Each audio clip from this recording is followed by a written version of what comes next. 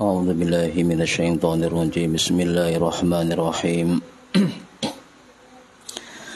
أشهد أن لا إله إلا الله وأشهد أن محمدا رسول الله أشهد أن لا إله إلا الله وأشهد أن محمدا رسول الله أشهد أن لا إله إلا الله وأشهد أن محمدا رسول الله أستغفر الله العظيم الذي لا إله إلا هو الحي القيوم وأتوب إليه أستغفر الله العظيم الذي لا إله إلا هو الحي القيوم وأتوب إليه أستغفر الله العظيم الذي لا إله إلا هو الحي القيوم وأتوب إليه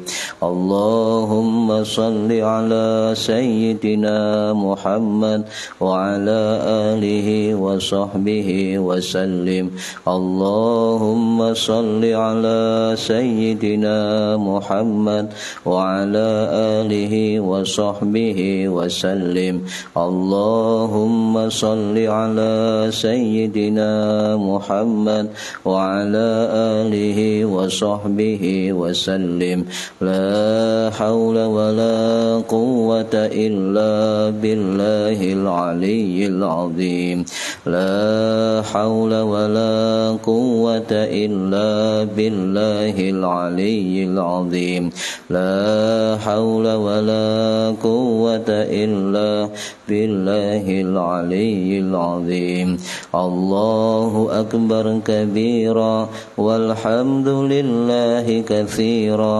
وسبحان الله بكرة وأصيلا إني وجهت وجهي للذي فطر السماوات والأرض حنيفا مسلما وما أنا من المشركين إن صلاتي ونسكي ومحياي ومماتي لله رب العالمين لا شريك له وبذلك أمرت وأنا من المسلمين التحيات المباركات الصلوات الطيبات لله السلام عليك أيها النبي ورحمة الله وبركاته السلام علينا وعلى عباد الله الصالحين أشهد أن لا إله إلا الله وأشهد أن محمدا رسول الله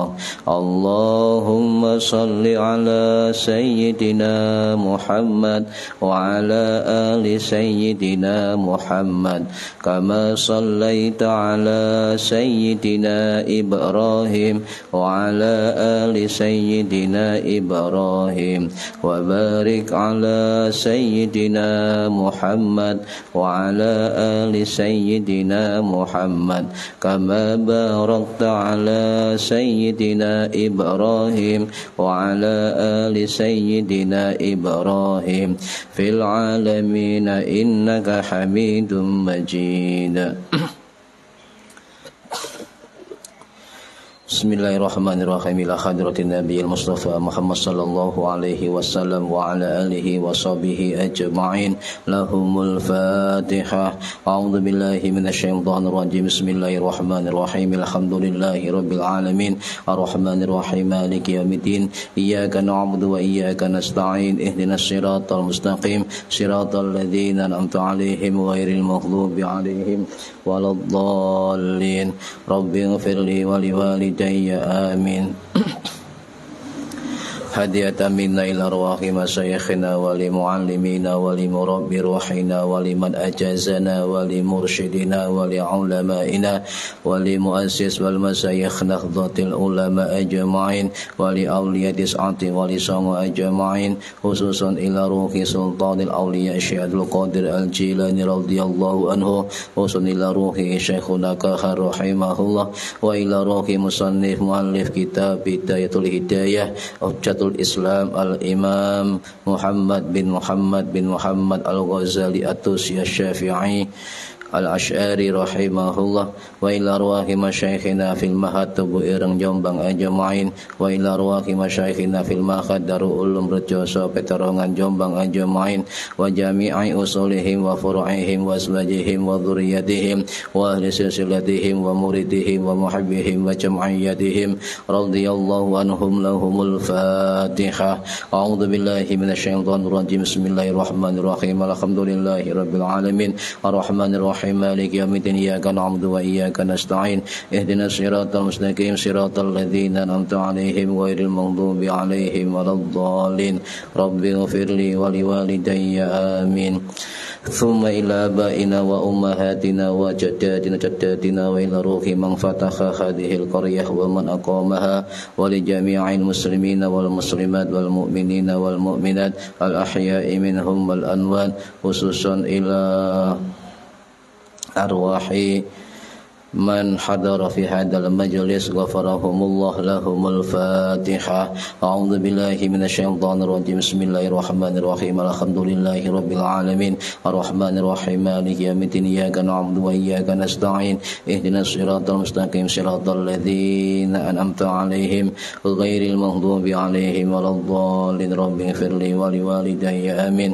ببركة مجلس علمي ببركة شهر رمضان mugi-mugi kita lan keluarga kita sedaya diparingi sehat walafiat lahir batin, kathah lan barokah rezekine selamat dunia akhirat lan boten wonten alangan gangguan menapa-menapa biidznillah wa ridallah lahumul Fatihah. A'udzu billahi minasyaitonir rajim. Bismillahirrahmanirrahim. Alhamdulillahi rabbil alamin arrahmanir rahim maliki yaumiddin iyyaka na'budu wa iyyaka nasta'in ihdinas siratal mustaqim siratal ladzina an'amta 'alaihim ghairil maghdubi عليهم ولا الضالين رب اغفر لي ولوالدي آمين. السلام عليكم ورحمة الله وبركاته. بسم الله الرحمن الرحيم. الحمد لله رب العالمين. اللهم صل وسلم وبارك على سيدنا محمد وعلى آله وصحبه أجمعين ولا حول ولا قوة إلا بالله العلي العظيم. أما بعد. Ingkang kula hormati para hadirin sedaya ingkang hadir lan ingkang nyimak ten online, mugi-mugi kita sedaya diparingi sehat walafiat lahir batin, kathah lan barokah rezekine selamat dunia akhirat lan wonten alangan gangguan menapa-menapa. Dan mugi-mugi angsal barokah manfaat maslahah wa nikmat wa salamah wa sa'adah wa syafa'ah fid dini wa dunya wal akhirah amin ya rabbal alamin. Monggo niati dalam hati niat mencari ilmu, niat golek ilmu lillahi ta'ala. Para hadirin pemirsa yang saya hormati, melanjutkan ngaji kitab Bidayatul Hidayah, masih tentang adabus shalah. Bismillahirrahmanirrahim. Bismillahirrahmanirrahim. Tsumma rafa' mongko nuli ngangkat sira raksaka ing sira-sira hatta ta'tadila sehingga iktidal sira qaiman hale ngadeg warfa' lan ngangkat sira yadaika ing tangan loro sira qailan hale ngucap sira sami Allahu liman hamidah, qailan hale ngucap kalimat sami Allahu liman hamidah. Fa idastawaita mongko tatkalane wis jejeg sira qaiman hale ngadeg fakul moko maca sira Rabbana lakal hamdu mil'us samawati wal mil'ul ardi wa mil'u ma syi'ta min syai'in ba'du. Wa in kuntalan lamun ana sira iku fi faridatis subhi ing dalem fardhu salat subuh faqara'i mongko maca sira al kunuta ing donga kunut fi raqatis saniyati ing dalem rakaat kaping pindho fi i'tidalika ing dalem iktidal sira minar ruku'i saking ruku'. Hadirin rahimakumullah. Membahas mengenai rukuk, kemarin kita membahas mengenai rukuk, sekarang membahas mengenai i'tidal. Ini termasuk dalam bab Adabus Shalah, kitab Bidayatul Hidayah karangannya Hujjatul Islam Al-Imam Muhammad bin Muhammad Al-Ghazali At-Tusi Al-Syafi'i Al-Asy'ari rahimahullah. Beliau wafat pada tahun 1111 Masehi di Tus, Iran. Di situ ada keterangan tsumma rafa' ra'saka hatta ya'tadila qa'iman wa rafa' yadaika. Kemudian angkatlah kepalamu atau bangun hingga berdiri tegak ya. Jejak atau tegak seperti sebelum rukuk dengan angkat tangan. Warfa' yadaika. Di sini ada mengangkat kepala dan juga ada warfa' yadaika. Ada warfa' ra'saka, ada warfa' yadaika. Jadi mengangkat kepala juga sambil mengangkat dua tangan.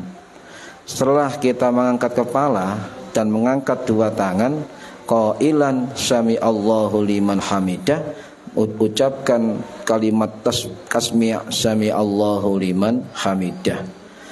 Setelah kita membaca kalimat tasmi' dan hatta ya'tadila qa'iman, hatta ya'tadila qa'iman, sehingga i'tidal sira qa'iman hale ngadeg, maka membaca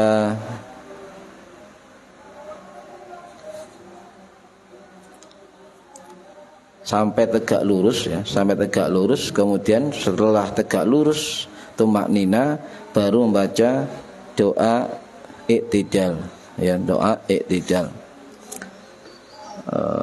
Fa idza stawaita qa'iman faqul rabbana lakal hamdu mil'us samawati wa mil'ul ardi wa mil'u ma syi'ta min syai'in ba'du. Jadi ada kalimat tahmid, kemudian dilanjut dengan kalimat, ada kalimat tasmi', dilanjut dengan kalimat tahmid. Jadi ini pembahasan tentang bangkit dari rukuk. Ya, jadi posisi ke arah i'tidal. Posisi tegak dan lurus. Qaiman, tegak dan lurus, itu artinya bahwa i'tidal itu harus seimbang, harus rata dan harus berdiri qaiman. Di dalam sebelum membahas tentang fikih dari tata cara atau kaifiyah i'tidal, maka kita perlu ya menerangkan, mempelajari tentang spiritualitas i'tidal itu. Ya. Spiritualitas i'tidal dalam dunia tasawuf, ya. Bahwa rukuk ya, contoh rukuk dulu, sebelum i'tidal harus rukuk dulu. Ya, so rukuk ini dalam bidang kajian tasawuf itu simbol ketundukan seorang hamba Allah ya kepada Tuhannya, kepada Allah, dengan tulus merukukkan kepala ya, sebagai simbol mahkota manusia. Jadi kepala ini sebagai simbol mahkota manusia, dirukukkan kepada Allah. Jadi ini bukan hanya kepala saja yang dirukukkan, juga merukukkan segenap potensi diri kita, mulai dari kepala sampai seluruh organ tubuh dan juga organ spiritual, termasuk juga merukukkan kalbu, merukukkan hati, merukukkan jiwa, dan merukukkan akal pikiran kita. Ya, akal pikiran kita. Jadi sebagian rukuk tujuannya adalah ya, termasuk tujuan lahiriah, termasuk tujuan batiniah. Setiap rukun dari sholat itu ada aspek batiniah, ada aspek lahiriah. Ini harus kita kaji secara utuh dan seimbang. Sebab kebanyakan orang sholat itu memfokuskan kepada aspek lahiriah, tetapi jarang untuk memasukkan pada aspek batiniah sholatnya. Nah, rukuk itu menurut para ulama tasawuf adalah wujud ya, tata krama, wujud keadaban individu atau seorang hamba kepada Tuhannya, atau dikatakan sebagai al-adab. Ya, al-adab. Jadi dengan adab inilah ya, maka mengajari batiniyahnya ya, yang aspek spiritual kejiwaannya itu, kalau rukuk ini diartikan, dimaknai dengan dalam, maka kalau orang sering sholat ya pasti sering rukuk. Kalau sering sholat maka sering iktidal. Kalau sering sholat maka sering sujud kepada Allah Subhanahu wa ta'ala. Dan rukuk itu adalah harus mampu secara batiniyah membuang ego-ego kita, membuang sifat egois kita. Dalam bahasa lain, membuang sifat ananiyah, keegoan diri kita dibuang ketika kita sholat di hadapan Allah Subhanahu wa ta'ala ya. Kemudian ya, kita juga harus menanggalkan kebanggaan diri, menanggalkan ketakjuban diri kita. Ini kalau yang tadi membuang ego kita, itu membuang keakuan kita, membuang sifat ananiyah. Yang kedua adalah membuang sifat inniyah, maksudnya membuang ketakjuban dirinya, membuang merasa dirinya besar, membuang sifat merasa diri paling benar, membuang sifat diri paling suci dan sebagainya. Maka ini adalah bentuk dari kedalaman dari tujuan batiniyah di dalam rukuk. Nah, kemudian sebagian ulama mengatakan rukuk itu adalah sebagian dari wujud kepasrahan total kita kepada Allah Subhanahu wa ta'ala, ya kan? Jadi kepasrahan total. Nah, setelah kita seorang musolli, orang sholat setelah rukuk, itu lanjutannya adalah iktidal. Iktidal. Iktidal ini kondisinya tegak lurus, qaiman ya, tegak lurus. Dan sama dengan rukuk harus ada keseimbangan antara lahiriah sholatnya dan batiniyah sholatnya ya, lahiriah fisiknya dan juga batiniyah atau jiwanya. Ini harus tegak lurus. Jadi harus seimbang antara lahiriahnya dan antara batiniyahnya. Nah, filosofi dari sholat yang namanya iktidal inilah, itu memang dikatakan qaiman ya, berdiri tegak, berdiri lurus. Nah, iktidal itu kalau kita artikan secara bahasa, coba kita ambil dari pengertian kitab Lisanul Arab karangannya Imam Ibnul Manzur rahimahullah yang wafat tahun 1311 Masehi di Mesir. Juga itu mengatakan rukuk adalah, apa artinya rukuk? Menjadikan sesuatu yang tegak lurus. Itu artinya iktidal ya. Jadi definisi iktidal menurut lughah atau bahasa dari kitab Lisanul Arab karangannya Imam Ibnul Manzur rahimahullah yang wafat tahun 1311 Masehi di Mesir, itu mengatakan iktidal adalah menjadikan sesuatu tegak lurus. Sedangkan menurut istilah, ini menurut salah satu ulama Hambali dalam kitab Al-Mughni Syarah Mukhtasar Al-Khariqi ya, itu bernama Al-Imam Ibnu Qudamah Ad-Dimashqi Al-Hambali rahimahullah yang wafat tahun 1233 Masehi di Damaskus. Beliau mengatakan bahwa iktidal adalah bentuk gerakan yang bangkit dari rukuk dengan tegak dan lurus.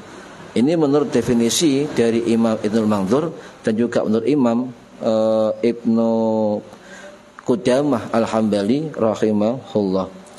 Para hadirin rahimakumullah. Jadi iktidal itu, saya ulangi, kondisi tegak lurus ya. Badan tegak lurus qaiman. Tetap aja kita harus menyeimbangkan antara aspek lahiriah iktidal dan juga aspek batiniyah dari iktidal. Ya, tegak lurus.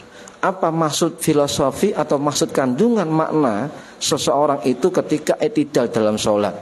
Apa manfaat iktidal dalam sholat? Ya. Nah, coba kita renungkan berbagai keterangan para ulama-ulama bahwa iktidal ini adalah sikap untuk tegak lurus. Sikap yang sesuai orang yang biasa iktidal dan menghayati rukun iktidal itu dalam sholatnya, maka dia itu bisa memiliki sifat yang sesuai aturan. Ya, orang yang biasa iktidal, biasa rukuk kepada Allah Subhanahu wa ta'ala, itu pasti akan sesuai dengan aturan, sesuai dengan norma yang berlaku. Orang yang sering iktidal itu digambarkan orang yang konsisten, orang yang istiqomah bersikap di dalam membela kebenaran. I'tidal itu termasuk pelakunya nanti itu peduli kepada kebenaran dan juga sikapnya pasti kehati-hatian. Ini kalau kita belajar secara batiniah yang terkait dengan jiwa orang yang sholat. Kemudian istiqomah, ya ini penting, istiqomah sebagai pijakan dari semangat ibadahnya. Juga i'tidal itu jangan sampai hanya sebatas lisan, jangan sampai sebatas lisan, tapi juga amal kehidupan. Kadang-kadang kita itu mampu untuk sholat sampai berapa banyak rakaat, tetapi ketika setelah sholat seolah-olah kita tidak terkait dengan Allah Subhanahu wa ta'ala. Padahal kalau kita mau belajar lahiriah sholat dan batiniah sholat, itu walaupun di dalam sholatnya, walaupun di luar sholatnya, di kehidupan nyata setelah sholat, maka jiwa-jiwa i'tidalnya, jiwa-jiwa rukuknya, jiwa-jiwa sujudnya, ini harus terimplementasi di dalam kehidupan nyata. Jadi harus konsisten, harus istiqomah di dalam amaliyah. Jangan sampai kita secara lesan itu secara lesan saja menyampaikan sesuatu, tapi juga harus dibuktikan dengan amal perbuatan. Dan sikap i'tidal itu bisa kita ambil, ya, sikap yang tidak mengenal kebosanan dan putus asa. Karena dia ajak, ya, ajak kencang lurus di dalam mencari suatu kebenaran. Dan dia tidak, orang yang sering sholat itu semestinya tidak putus asa dari rahmat Allah Subhanahu wa ta'ala, dan juga tidak boleh dia mengalami kebosanan, kejenuhan dan sebagainya. Karena kita harus bergerak. Kalau kita tidak pernah bergerak atau minim kita bergeraknya, maka efeknya kepada keseimbangan hidup kita. Ada patah mengatakan ketika kita tidak seimbang ketika mengendarai roda 2 atau sepeda, maka itu mudah jatuh. Berarti harus ada keseimbangan, balance, ada keseimbangan. Dan juga orang yang biasa sholat atau i'tidal itu akan memahami bahwasanya setiap ujian yang muncul dari perkara dunia itu ada termasuk cobaan, ya, cobaan. Nah, kalau kita ingin meraih batiniah sholat, meraih kesempurnaan sholat, meraih ridhonya Allah Subhanahu wa ta'ala, maka harus dilakukan dengan pengorbanan. Apa tentu pengorbanan? Cari ilmu untuk meningkatkan kualitas ilmu sholatnya, ya, latihan khusyuk, latihan khudu', latihan bagaimana khudurul qalbi, hati ini hadir dalam setiap kita sholat, dan bagaimana setiap kita sholat kita ingat kepada Allah untuk menyembah Gusti Allah. Harus ada pengorbanan. Tidak mungkin orang yang istiqomah itu tidak melakukan suatu pengorbanan. Harus ada pengorbanan, entah waktu, entah tenaga, entah pikiran.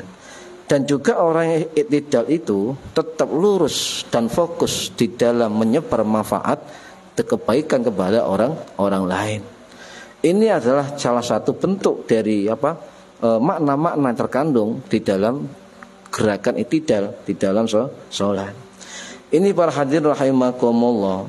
Jadi i'tidal itu termasuk rukun sholat. Tapi tidak semua ulama 4 mazhab itu cocok atau sesuai atau setuju kalau i'tidal itu rukun sholat. Tapi begini para hadirin, ya, 3 mazhab itu sepakat, atau jumhur ulama mazhab, termasuk ulama mazhab Maliki, ulama mazhab Syafi'i, ulama mazhab Hambali, itu sepakat bahwa, ya, i'tidal itu adalah merupakan rukunnya sholat. Kalau rukun sholat berarti wajib dikerjakan, ya, wajib dikerjakan. Jadi saya ulangi, dari mazhab Maliki, dari mazhab Syafi'i, dari mazhab Hambali itu mengatakan bahwa i'tidal adalah merupakan rukunnya sholat dan harus dilakukan. Karena apa? Rukun dalam fikih itu artinya segala suatu syarat, segala suatu ketentuan yang harus kita laksanakan, kita tuntaskan di dalam suatu kegiatan di dalam. Jadi rukun-rukun sholat harus terpenuhi secara sah. Nah, ada satu mazhab yang mengatakan bahwa, termasuk ini pendapat dari mazhab Hanafi, yang mengatakan bahwa i'tidal itu tidak wajib. Ya, tidak wajib. Boleh dilakukan langsung sujud, ya, boleh dari rukuk langsung ke arah sujud. Itu bagi mazhab Hanafi diperbolehkan, ya. Tapi kalau misalnya dilakukan langsung sujud dari rukuk ke sujud tanpa i'tidal, ulama mazhab Hanafi itu mengatakan hukumnya makruh, ya. Ini para hadirin rahimakumullah. Jadi untuk terkait dengan gerakan i'tidal itu ada beberapa variabel harus kita pahami. Contoh, ketika bangkit dari rukuk, ya, ketika bangkit dari rukuk, summa rafa' ra'saka hatta ta'tadila qa'iman wa rafa' yadaika. Kemudian setelah itu kita mengangkat kepala kita sampai i'tidal, berdiri, warfa' yadaika, dan juga mengangkat kedua tangan. Nah, berarti contoh, ya, di situ ada membaca tasmi' ketika bangkit dari rukuk. Apa tasmi' itu? Kalimat sami'allahu liman hamidah. Nah, membaca kalimat tasmi', ya, itu mengangkat kepala, mengangkat tangan sambil mengucapkan sami'allahu liman hamidah, itu kalimat tasmi' dan hukumnya sunnah. Sedangkan warfa' yadaika, mengangkat kedua tangan, adalah hukumnya sunnah. Ya, hukumnya sunnah. Kemudian mengangkat tangan, ya, mengangkat tangan itu sunnah bagi 4 mazhab.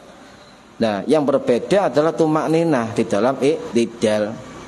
Nah, untuk tumakninah, ya, tumakninah yang mewajibkan sebagai rukun itu 3 mazhab. Mazhab Maliki, mazhab Syafi'i, mazhab Hambali. Ini mengatakan tumakninah adalah bagian dari rukun sholat, ya, dan harus dilakukan.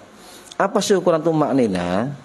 Ukurannya adalah, ya, anggota tubuh yang bergerak menuju rukun berikutnya sudah menempati di posisi masing-masing, sudah dalam posisi masing-masing. Kemudian diam sejenak, sekedar bimikdari subhanallah, sekedar ukuran membaca kalimat subhanallah. Nah, kemudian untuk mengangkat tangan, ya, kecuali mazhab Hanafi. Mazhab Hanafi ini mengatakan bahwa, ya, bahwa tumakninah itu tidak wajib. Ini yang mengatakan apa? Mazhab Hanafi, hukumnya hanya sunnah. Jadi orang-orang yang kemudian sholat tarawih cepat misalnya, itu barangkali kita husnudzon. Sebab untuk melihat hukum-hukum yang dilakukan orang lain, bisa juga ilmu kita kurang sampai ke sana. Bisa juga ego kita yang bermain mengalahkan ilmu kita. Makanya yang penting ketika ada perbedaan pendapat, perbedaan perbuatan, perbedaan tata cara ibadah, itu kita husnudzon terlebih dahulu sambil mencari ilmu-ilmu yang bisa mengetahui tentang hal tersebut. Para hadirin rahimakumullah. Jadi saya ulangi, mengangkat tangan ini atau warfa' yadaika, raf'ul yadain, di dalam bangkit menuju i'tidal itu 4 mazhab sepakat hukumnya sunnah. Nah, ini sesuai dengan hadis kanjeng Nabi. Sesuai dengan hadis kanjeng Nabi dari riwayat Ibnu Umar radhiyallahu an yang wafat tahun 673 Masehi di Mekah, ya, di Mekah. Hadis sahih, hadis Imam Bukhari rahimahullah yang wafat tahun 870 Masehi di Bukhara, Samarkand. Kemudian juga riwayat dari Imam Muslim rahimahullah yang wafat tahun 875 Masehi di Naisabur, Iran. Para hadirin rahimakumullah, ya. Dia mengangkat tangan, ya, itu akan dinilai oleh para ulama, ya. Contoh, yang mengatakan mengangkat tangan atau raf'ul yadain itu sunnah, itu 4 mazhab. Ini terangkan dalam kitab para ulama terdahulu. Contoh, ini ada juga keterangan dari kitab Al-Muhadzab, karyanya Al-Qadhi Al-Imam, ya, Al-Alim Al-Alamah Asy-Syairazi As-Syafi'i Al-Asy'ari Al-Baghdadi rahimahullah. Itu juga mengatakan begitu. Kemudian ada juga keterangan dari Imam Nawawi Asy-Syafi'i Ad-Dimashqi rahimahullah yang wafat tahun 1277 Masehi di Nawas Suriah dalam kitab Al-Majmu', dan juga ada keterangan dari Syekh Salim bin Sumair Al-Hadrami ya rahimahullah ya dalam kitab Safinatun Najah, beliau wafat tahun 1855 Masehi di Masjid Tanah Abang Jakarta. Apa kata ulama fikih Syafi'i ini? Raf'ul yadain, ngangkat tangan di dalam sholat itu ada 4 tempat ya, 4 tempat. Yusannu raf'ul yadaini fi arba'ati mawadhi'ah. Jadi disunahkan untuk melakukan ya angkat kedua tangan dengan di posisi 4 tempat. Yang pertama ketika takbiratul ihram, ya maka itu sunnah hukumnya. Kalau kita takbir ihram enggak angkat tangan, maka itu sunnah. Sebab warfa ra'saka, warfa yadaika, mengangkat kedua tangan itu tidak dimulai ya dari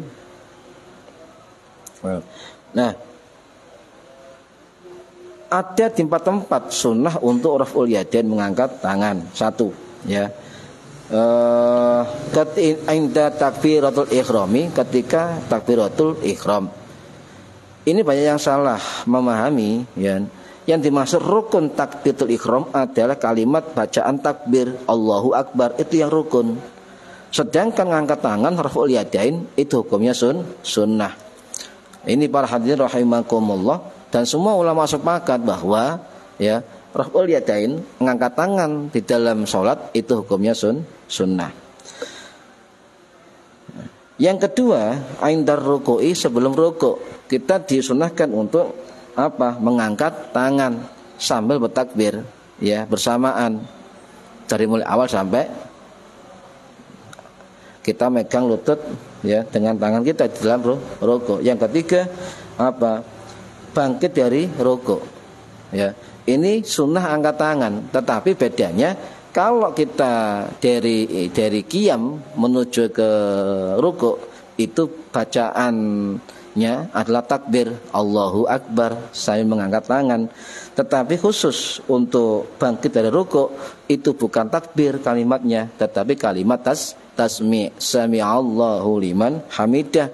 Nanti akan saya terangkan sejarah mengapa ketika angkat tangan ya itu berbeda dengan ketika bangkit dari rukuk kau memakai tasmi' sami'allahu liman hamidah.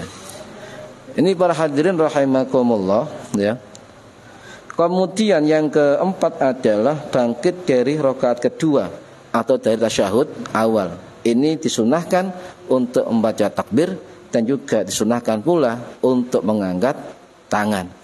Ya, khusus pada rakaat kedua setelah tasyahud awal atau tahiyat awal.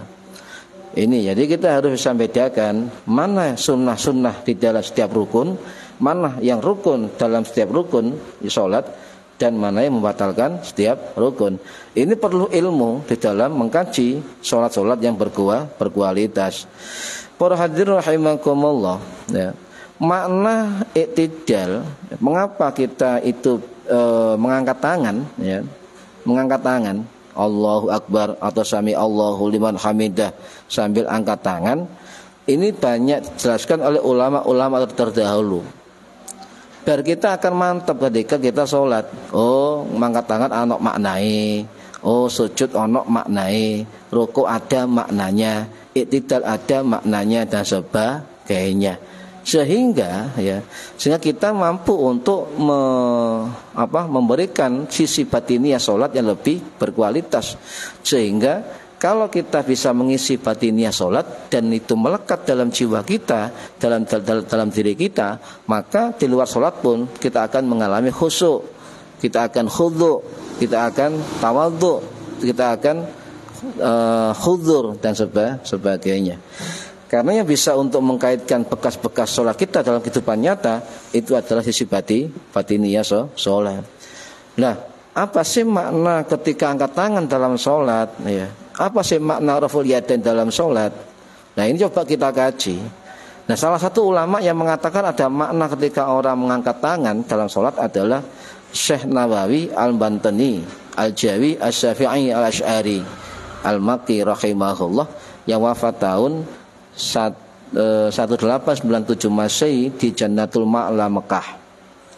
Ia mengatakan dalam kitab Kasifatus Sajah Syarah Safinatun Najah, ya, yang mengatakan ada hikmah khusus ketika orang sholat itu mengangkat tangan di dalam sholatnya.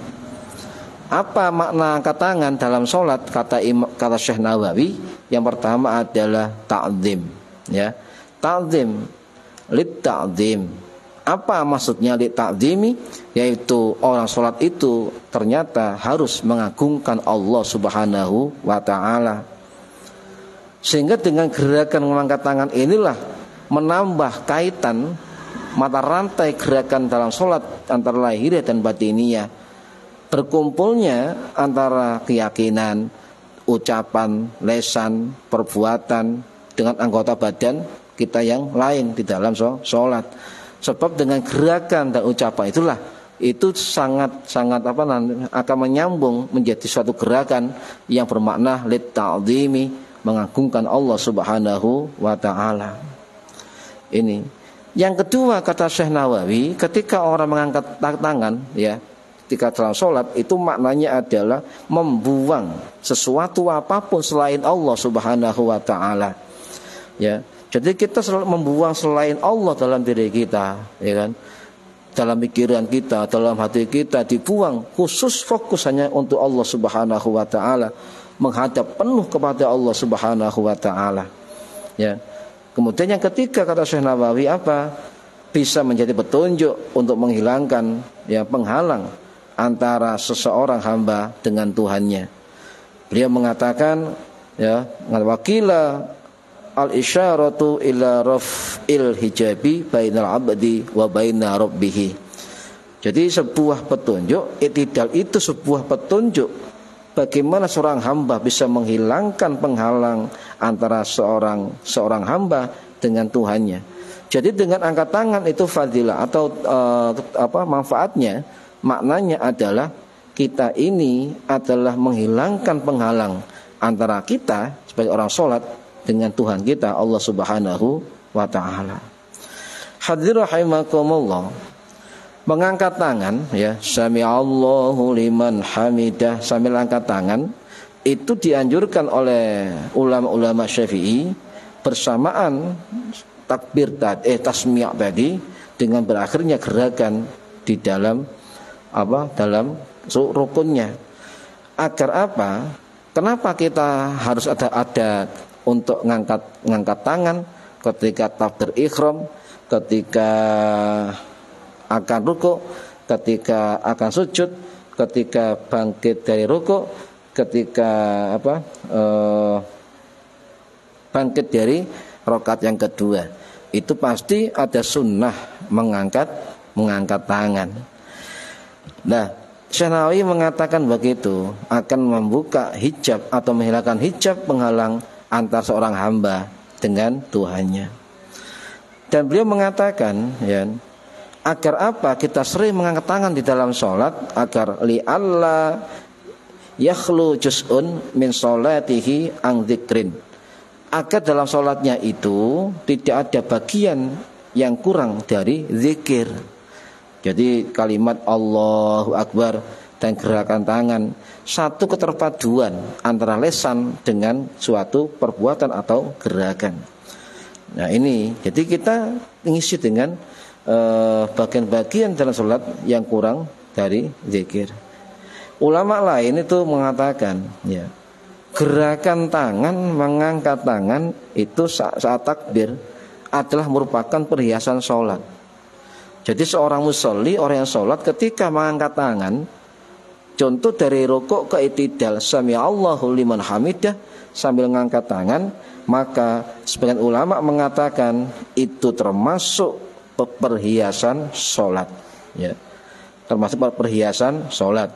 Anna dzalika min zinatis sholati, dan sungguhnya perbuatan itu mengangkat tangan adalah min zinatis sholati, bagian dari perhiasan sholat. Jadi ada berdoa, bertakbir. Ketika bertakbir tanpa bergerak, ya, kurang mantap. Ketika ucapan bertakbir tanpa disertai dengan gerakan, itu kurang mantap.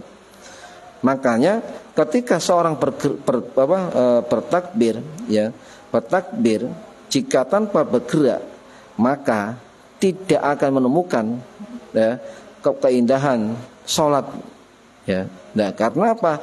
Ulama sebagian mengatakan anadzalika min zinatis sholati, sesungguhnya angkat tangan itu adalah perhiasan dari sholat. Kalau kita nggak angkat tangan, sah-sah saja sholatnya, tetapi tidak indah, ya, tidak indah, tidak sempurna. Jadi kalau misalnya begitu keterangannya, berarti angkat tangan ini luar biasa. Ada makna, ada kandungan, ada arti di dalam sholat, dan juga terkait dengan musolli atau orang yang sholat. Ini para hadirin. Jadi bisa kita katakan raf'ul yadaini, mengangkat tangan dalam sholat, adalah bagian dari adab sholat, ya, bagian bentuk kepasrahan kita kepada Allah Subhanahu wa ta'ala. Dengan angkat tanganlah inilah kita bisa mengakui bahwa diri kita adalah hamba yang lemah, pasrah kepada Allah Subhanahu wa ta'ala. Hadirin rahimakumullah. Ada sebuah kisah, ya, kisah yang termaktub dalam kitab Imam Nawawi, kitab Al-Majmu' Syarhul Muhadzab. Beliau menceritakan kisah antara Imam Muhammad bin Hasan Asy-Syaibani rahimahullah, ya, ulama besar dari mazhab Hanafi, termasuk guru dari Imam Syafi'i rahimahullah, yang wafat tahun 767 Masehi di Baghdad. Waktu itu, ya, ada sholat berjamaah, ya. Imam Syafi'i pernah sholat di samping gurunya Imam Muhammad bin Hasan Asy-Syaibani Al-Hanafi rahimahullah, yang wafat tahun 805 Masehi di Iran, sedangkan Imam Syafi'i rahimahullah itu wafat tahun 820 Masehi di Fustat, Iran. Nah, kemudian setelah sholat, Imam Muhammad Asy-Syaibani ini bertanya kepada Imam Syafi'i, wahai Imam Syafi'i, wahai Syafi'i, ya, kenapa kamu ketika sholat mengangkat tangan, ya, mengangkat tangan? Mengapa kamu mengangkat tangan ketika rukuk dan juga ketika i'tidal? Kemudian Syafi'i menjawab, ya, itu saya lakukan, ya, mengangkat tangan tadi dalam sholat itu saya lakukan sebagai bentuk untuk mengagungkan diri kita kepada Allah Subhanahu wa ta'ala, mengagungkan Allah, ya, Subhanahu wa ta'ala. Dan juga itu, kata Imam Syafi'i, adalah sunnah Rasulullah SAW. Dan juga dari itu semua saya ingin mengharap atau memperoleh pahala dari Allah Subhanahu wa ta'ala. Ini jawaban dari Imam Syafi'i.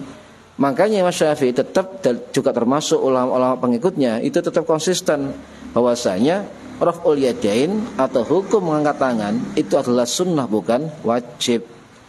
Jadi kalau orang enggak angkat tangan, ya sah sholatnya. Takbiratul ihram juga sama. Yang rukun adalah kalimat takbirnya, angkat tangannya sunnah, ya. Tapi ya kalau kita takbir ihram nggak angkat tangan, ya menyalahi banyak orang, ya kan. Padahal hukumnya sunnah. Nah, itu daripada menimbulkan fitnah, lebih baik kita lakukan angkat tangan. Para hadirin rahimakumullah. Jadi membaca, ya, kalau dalam gerakan rukuk ke arah i'tidal ada 3, ya. Membaca kalimat tasmi', kemudian angkat kepala, kemudian juga angkat tangan. Membaca kalimat tasmi' sami Allahu liman hamidah, ada juga gerakan angkat tangan, ada juga gerakan angkat kepala. Nah, ini harus bersamaan, hendaknya bersamaan sampai selesai. Sampai masing-masing anggota sholat kita itu menempati pada posisi masing-masing. Baru kemudian setelah menempati jejak dalam i'tidal, dari bangkit dari rukuk, maka ucapkan sami Allahu liman hamidah. sami Allahu liman hamidah. Nah, ini kemudian ada pertanyaan, ya. Kenapa setiap perpindahan gerakan sholat itu pakai kalimat takbir, kecuali ketika bangkit dari rukuk kok memakai kalimat tasmi' sami Allahu liman hamidah. Ini ono sejarahnya, ada cikal bakal, ada asbabnya. Nah, salah satu yang cerita ini, ya, jadi gini pertanyaannya, kenapa ketika perpindahan takbir intikal, ya, itu memakai kalimat takbir Allahu Akbar, tetapi kenapa ketika bangkit dari rukuk ke arah i'tidal itu memakai kalimat tasmi' sami Allahu liman hamidah. Nah, ini ada riwayat, ya, kisah-kisah ini ada dalam banyak kitab ulama. Ada dalam kitab, misalnya kitab I'anatut Thalibin karangannya Syekh Abu Bakar, ya, Asy-Syatta At-Timyati Asy-Syafi'i Al-Makki rahimahullah yang wafat tahun 1893 Masehi di Ma'la Mekah. Juga ada dalam kitab Hasyiah Al-Bujairimi Al-Khatib karangannya Syekh Sulaiman Al-Bujairimi Asy-Syafi'i rahimahullah yang wafat tahun 1806 Masehi di Mesir. Ada juga cerita ini, kenapa kok sami Allah liman hamidah ketika bangkit dari rukuk, itu ada dalam kitab lain, termasuk kitab Hasyiah Al-Bajuri Al-Bajuri yang dikarang oleh Imam Ibrahim Al-Bajuri Asy-Syafi'i rahimahullah yang wafat tahun 1860 Masehi di Mesir. Juga ada dalam kitab Hasyiah Al-Jamal yang dikarang oleh Syekh Sulaiman Al-Jamal Asy-Syafi'i rahimahullah yang wafat tahun 1790 Masehi di Mesir. Bagaimana ceritanya? Begini para hadirin, wasababu, ya, fi sami Allahu liman hamidah, dan sebab musabab di dalam bacaan sami Allahu liman hamidah. Sahabat Abu Bakar radhiyallahu an, ya, itu sahabat Kanjeng Nabi yang wafat tahun 634 Masehi, dikubur di samping Kanjeng Nabi di Masjid Nabawi. Itu selama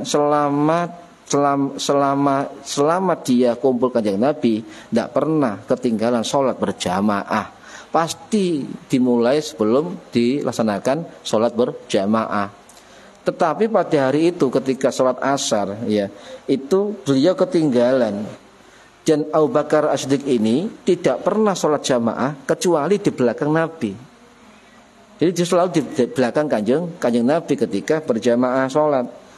Nah, suatu hari beliau telat untuk datang dulu ke masjid, bahkan telat dalam hampir satu rakaat. Kemudian dia Abu Bakar terus agak bergegas menuju masjid agar bisa nututi jamaah rakaat pertama dari kanjeng Nabi, ya. Sampai masjid itu melihat Nabi masih dalam posisi rukuk. Akhirnya spontan Abu Bakar Siddiq mengatakan alhamdulillah. Lalu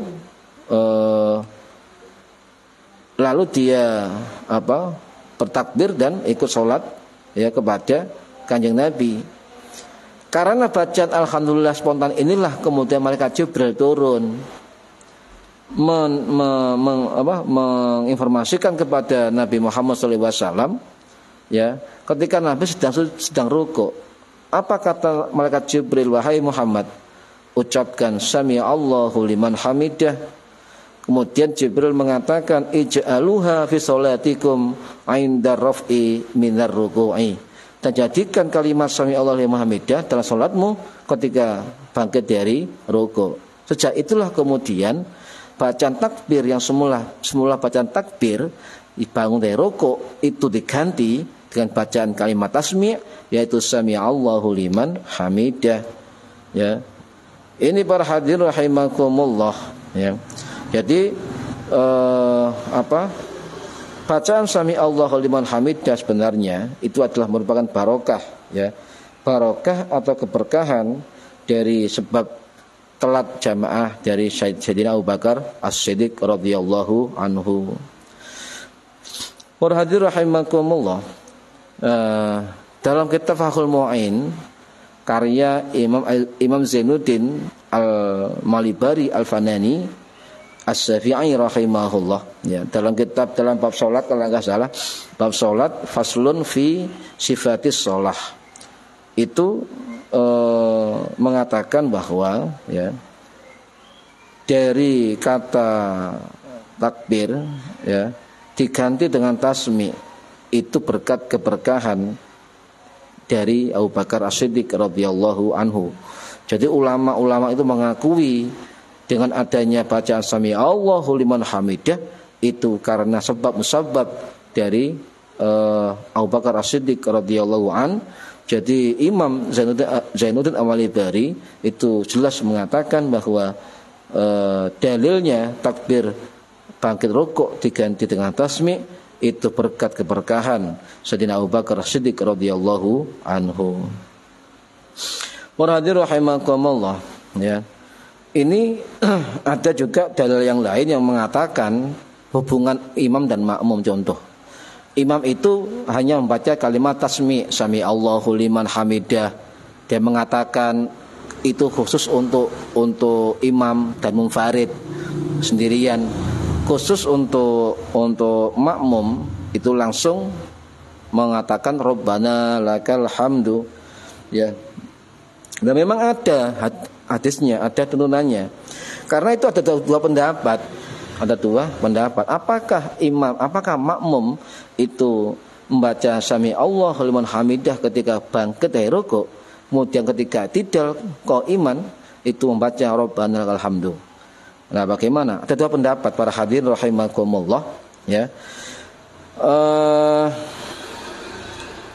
Memang enggak salah kalau ada yang berpendapat begini. Imamnya mengatakan sami Allahu liman hamidah, sedangkan makmumnya langsung mengucap Rabbana lakal ham. Ini ada riwayat sahih, ya, dari riwayat Abu Hurairah radhiyallahu anhu yang wafat tahun 678 Masehi di Jannatul Baqi Madinah. Ini bersumber dari hadis sahih Imam Bukhari rahimahullah. Apa bunyi hadisnya? Innama ju'ilal imamu liyutamma bihi fala takhtalifu alaihi wa idza qala sami Allahu liman hamidah faqulu Rabbana lakal hamdu. Jadi ini yang dimaksud. Maka imam itu jadikan untuk diikuti, jangan menyelisihi dari imam. Dan ketika imam mengatakan sami Allahu liman hamidah, maka faqulu, maka ucapkanlah Rabbana lakal ham.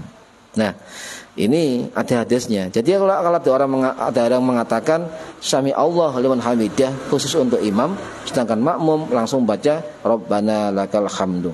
Tapi tunggu dulu, kita bedah dulu dari sisi fikih mazhab, terutama fikih mazhab Syafi'i. Para hadirin rahimakumullah. Nah, Imam Syafi'i atau ulama mazhab Syafi'i, ya, ini ada diterangkan dalam kitab Zikrut Tashri' fi mas'alatil tasmi. Zikrut Tashni fi mas'alatin tasmi. Zikrut Tashni fi mas'alatit tasmi. Ya, wangel ya. Duduk Arab ya. Beliau mengatakan kalau dalam mazhab Syafi'i ketika bangun dari rukuk, ya, itu mengucapkan sami Allahu liman hamidah. Sedangkan kalau sudah berdiri qaiman, tegak berdiri sempurna, maka imam dan makmum membaca Rabbana lakal hamdu dan seterusnya. Ini. Jadi imam, kemudian makmum, kemudian munfarid sendirian, itu menurut mazhab Syafi'i sunnah membaca keduanya. Artinya imam membaca bangkit dari rukuk sami Allahu liman hamidah, makmum juga sama sami Allahu liman hamidah. Kemudian setelah itu membaca Rabbana lakal hamdu dan seterusnya. Loh, ini loh pendapat para ulama dahulu, termasuk pendapat para imam tabi'in senior. Dan ada juga ulama yang bernama Imam Atha bin Abi Rabbah rahimahullah, ulama tabi'in senior. yang wafat tahun 732 Masehi di Ma'lah Mekah. Ini juga pendapat dari Abu Burdah bin Abi Musa al-Asy'ari radhiyallahu an. Ini juga pendapat dari Imam Ibnu Syirin al-Basri rahimahullah yang wafat tahun 729 Masehi di Basrah, Irak. Juga pendapat dari Imam Ishaq bin Rahawai rahimahullah yang wafat tahun 853 Masehi di Naisabur, Iran, dan sebagainya. Jadi dalilnya itu dari siapa? Dari sahabat Udzaifah al-Yaman, ya, yang wafat tahun 656 Masehi di Madain, Irak. Riwayat Imam Muslim rahimahullah, ya, yang wafat tahun 875 Masehi di Naisabur, Iran. Juga termasuk riwayat dari Imam Ad-Daraqutni rahimahullah dari sahabat Abu Hurairah radhiyallahu anhu yang wafat tahun 995 Masehi di Baghdad. Nah, kalau baleni para hadirin, jadi iktidal itu adalah merupakan rukun sholat. Iktidal itu merupakan rukunnya sholat. Nah, iktidal ini termasuk rukun fi'liyah, rukun perbuatan, ya, rukun fi'liyah. Kemudian bacaan tasmi, bangkit dari rukuk, sami Allahu liman hamidah, itu hukumnya sunnah. Kemudian bacaan tahmid, Rabbana lakal hamdu, dalam iktidal juga hukumnya sunnah. Termasuk juga raf'ul yadain, mengangkat tangan dalam bangkit dari rukuk, itu juga hukumnya sunnah. Jadi tidak membaca apapun di dalam iktidal, ya, itu termasuk sah, sebab itu bacanya sunnah. Sedangkan satu yang berbeda dari para ulama, ini adalah tumakninah. Tumakninah ini tidak semua mazhab itu mengatakan rukun, cuma jumhur. Jadi jumhur ulama mazhab, termasuk mazhab Maliki, mazhab Syafi'i, mazhab Hambali, itu mengatakan bahwa tumakninah di dalam rukun iktidal itu adalah rukun, ya, adalah wajib, termasuk rukun di dalam mazhab Maliki, dalam mazhab Syafi'i, dan mazhab Hambali, ya. Ini. Sedangkan mazhab Hanafi itu bukan bagian dari rukun, tetapi bagian dari sunnah. Jadi mungkin saja kita husnudzon, orang-orang yang sholat tarawih cepat, mungkin saja karena di mazhab Hanafi tumakninah itu bukan rukun tetapi sunnah. Iktidal itu bukan rukun bagi mazhab Hanafi. Para hadirin rahimakumullah, ya. Ada keterangan dari kitab Al-Fiqhul Manhaji ala Madzahibil Imam Syafi'i, karangannya Syekh Said Mustafa Al-Hin, Syekh Said Dib Al-Bugha, Syekh Ali Asyurbanji rahimahumullah. Beliau mengatakan bahwa rukun iktidal itu tidak boleh lama berdirinya, tidak boleh lama, tidak dianjurkan lama, ya, karena, ya, setiap rokaat itu ada dua dalam sholat, rokaat pendek, rokaat panjang. Sedangkan iktidal termasuk rukun qasir atau rukun yang pendek, tidak boleh dipanjang-panjangkan. Ini para hadirin rahimakumullah, ya. Jadi ini adalah ijma' ulama, ya, ijma' ulama bahwasanya, ya, mengangkat tangan, membaca kalimat tasmi', membaca kalimat tahmid, Rabbana lakal hamdu, dan seterusnya, itu ijma' ulama menurut Imam At-Tahawi Al-Hanafi rahimahullah yang wafat tahun 933 Masehi di Kairo, Mesir. Itu begitu. Dalam kitab beliau, kitab Syarhu Ma'anil Athar, dan juga termasuk sama dengan pendapat Imam Ibnul Bar, Imam Ibnu Abdul Bar Al-Maliki rahimahullah yang wafat tahun 1071 Masehi di Spanyol, dalam kitab At-Tamhid. Beliau mengatakan, ya, begitu, ya, mengatakan bahwa berdiri tidak boleh lama dalam rukuk dan dalam iktidal, dan iktidal itu termasuk adalah rukun yang qasir, rukun yang pendek, tidak boleh dipanjangkan. Ya. Nah, untuk munfarid tetap membaca kalimat tasmi' dan tahmid, termasuk imam dan makmum. Ya. Nah, misalnya begini. Ya. Kalau ada pendapat bahwa ketika imam membaca tasmi' sami Allahu liman hamidah dan makmum tidak membaca tasmi', langsung membaca Rabbana lakal hamd, maka itu adalah pendapat dari mazhab Hanafi, pendapat dari mazhab Maliki, dan pendapat dari mazhab Hambali. Ya. Jika tidak membaca tasmi' dan tahmid, tidak maca sami Allah liman hamidah, gak maca Rabbana lakal hamdu, maka menurut ulama ya itu termasuk sunnah hayat, ditinggalkan ya nggak apa-apa. Ya, tidak apa-apa tinggalkan, sengaja atau tidak sengaja, dan tidak perlu sujud sahwi kalau tentang kalimat-kalimat tasbih, kalimat-kalimat tasmi' dan tahmid. Ini para hadirin rahimakumullah. Lah, bagaimana bacaan i'tidal? Ya, i'tidal banyak bacaannya. Ada yang mengatakan dalam kitab 7 bacaan, ada yang mengatakan dalam kitab lain kalau dikumpulkan dalam hadis-hadis yang ragam itu ada kurang lebih 12 sampai 14 bentuk bacaan i'tidal, ya. Banyak sekali. Cuma yang bacaannya panjang itu adalah menurut informasi dari Imam Nawawi, bacaannya panjang i'tidal adalah bacaannya Imam Syafi'i rahimahullah.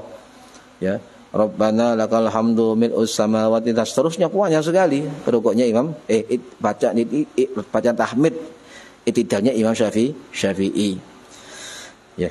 Dan kalau misalnya nggak mau panjang, nggak mau lengkap Rabbana ya lakal hamdu mil'us samawati wa mil'ul ardi wa mil'u ma syi'ta min syai'in ba'du, kalau dianggap kepanjangan boleh, kata Imam Nawawi, ya bangkit dari rukuk cukup dengan pendek apa? Sami Allah liman hamidah, tahmidnya cukup dengan pendek Rabbana lakal hamdu, sudah cukup. Itu kata Imam Nawawi. Cukup. Panjang tambah bagus, ya, tambah bagus. Nah, berarti apa? Bacaan i'tidal itu jangan lama-lama, jangan terlalu lama. Ya. Ini menurut Imam Nawawi.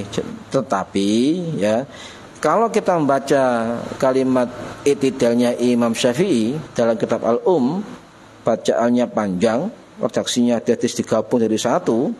Kata Imam Nawawi apa?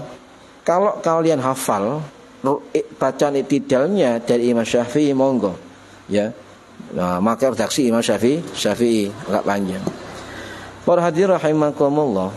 Ya. Sedangkan i'tidal menurut dari mazhab Hanafi itu bukan rukun, ya, bukan rukun. Ini. Kemudian redaksi dari i'tidal itu ada 14 tadi, ya, 12 sampai 14. Ini termasuk dari bacaan-bacaan yang dikumpulkan dari hadis-hadis kanjeng Nabi Muhammad SAW. Ya. Ada redaksi yang masyhur, ya. Yang kala itu ketika ada sahabat sholat bersama Nabi itu membaca kalimat yang berbeda yang diajarkan oleh Nabi Muhammad SAW. Ini riwayat dari sahabat Rifa'ah, ya, Rifa'ah bin Ra'a bin Rafi' Az-Zuraqi radhiyallahu an. Hadis sahih Imam Bukhari rahimahullah, bahwa Nabi itu ketika sholat melihat atau mengetahui 30 malaikat berebut siapa yang terlebih dahulu untuk mencatat kebaikan kalimat itu. Apa kalimatnya? Rabbana walakal hamdu hamdan katsiran thayyiban mubarakan fihi. Ya. Nah, ini kanjeng Nabi melihat ada 30-an malaikat berlomba mencatat yang membaca kalimat ini. Ya, Rabbana walakal hamdu hamdan katsiran thayyiban mubarakan fihi. Itu berebut malaikat untuk mencatat. Para hadirin rahimakumullah. Sekarang bagaimana posisi tangan ketika i'tidal? Apakah tangan ini sedekap sendakep cara Jawa ataukah lurus atau dilepas atau irsal. Ada dua pendapat para hadirin, dan juga dalam internal mazhab Syafi'i juga ada dua pendapat tentang hal ini. Kita fokus ke mazhab Syafi'i aja ya. Fokus kepada mazhab Syafi'i. Contoh, pendapat yang pertama itu ketika bangkit dari rukuk dalam posisi i'tidal qaiman, maka tangan kembali pada posisi awal sholat, yaitu sendakep. Ini pendapat yang pertama. Sendakep ini ya, sendakep. Makanya jangan salahkan. Kalau ada orang yang bangkit dari rukuk kemudian lurus tangannya, monggo. Ya, kalau misalnya ngangkat bangkit dari rukuk kemudian sendakep tangannya juga silakan. Sebab ini adalah pendapat dari ulama Syafi'i juga.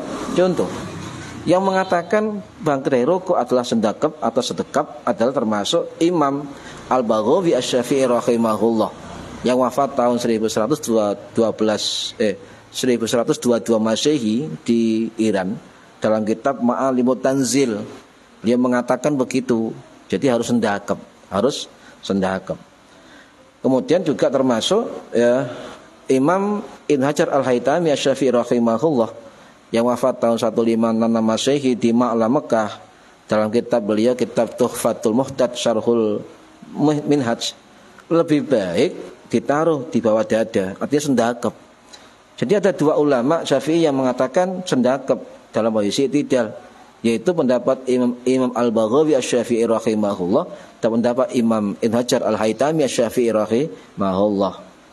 Nah, tapi ya kemudian diluruskan pendapat ini oleh Imam Nawawi rahimahullah ya, yang wafat tahun 1277 Masehi di Nawasuriyah.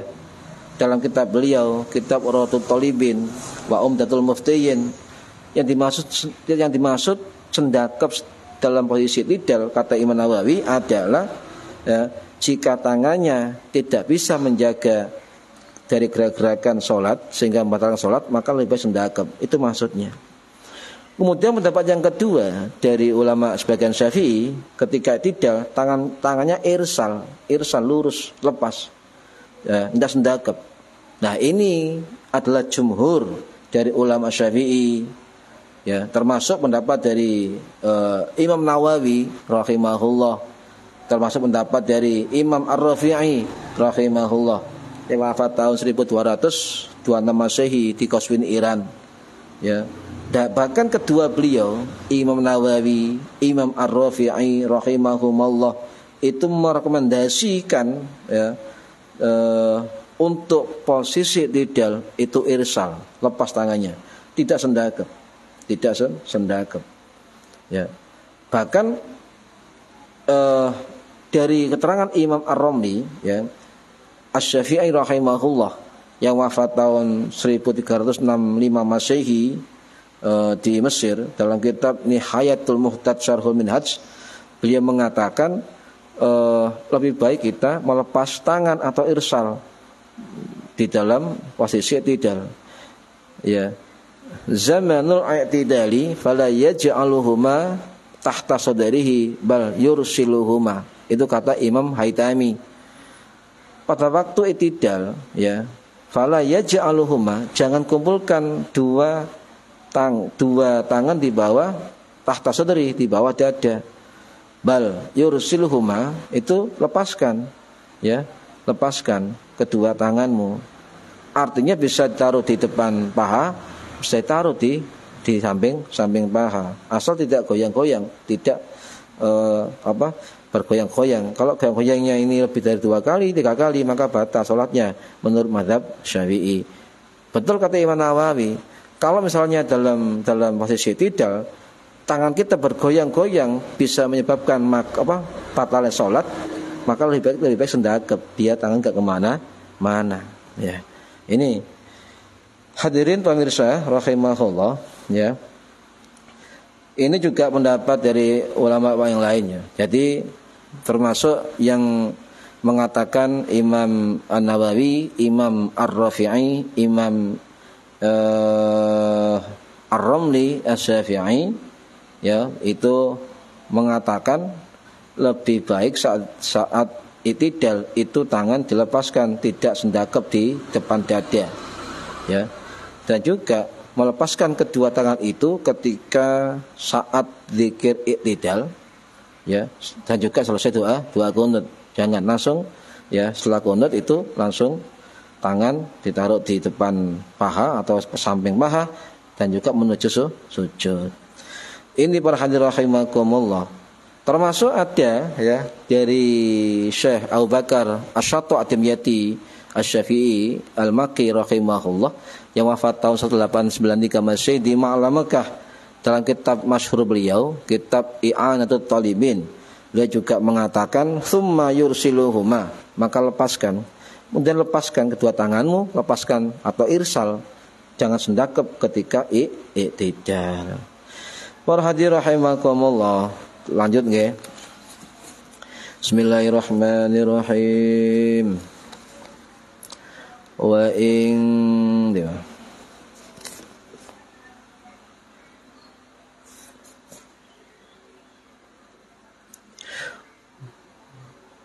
in kunta lamun ana sira fi faridati subhi ing dalam fardhu subuh faqara maka maca sira al-qunuta ing donga qunut fi rakaati tsaniyati ing dalam rakaat kaping pindho fi i'tidalika ing dalam i'tidal sira minar ruku'i saking ruku'. Nah, wa in kunta fi faridatis subhi faqra'il qunuta.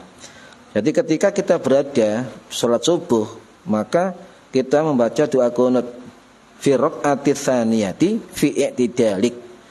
Artinya kita ketika dalam salat, ketika salat subuh pada rakaat yang kedua pada posisi i'tidal itu kita dianjurkan, disunahkan untuk membaca doa qunut. Ini menurut Imam Ghazali. Berarti Imam Ghazali ini ketika doa qunut jelas adalah pendapat yang sama dengan ulama mazhab Syafi'i yang lain.